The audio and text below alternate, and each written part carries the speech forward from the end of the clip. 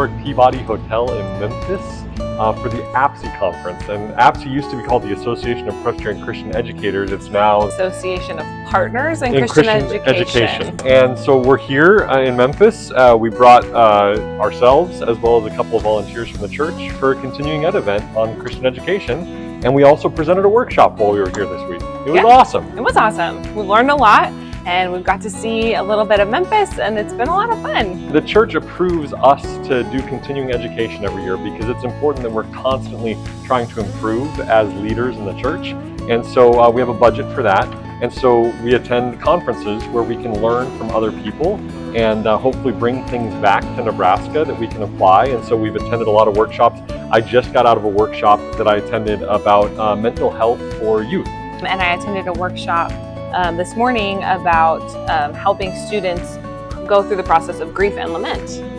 Yeah, and so that's part of the reason that we're here, but we also had a workshop approved here, so we taught other people who were here to learn as well, and our workshop was about our digital ministries at First Presbyterian Church.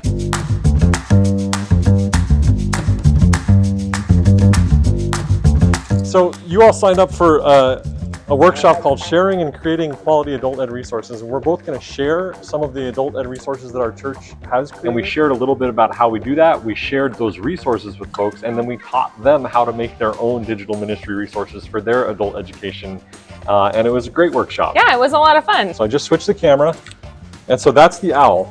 You can see you moved, so it's tracking you.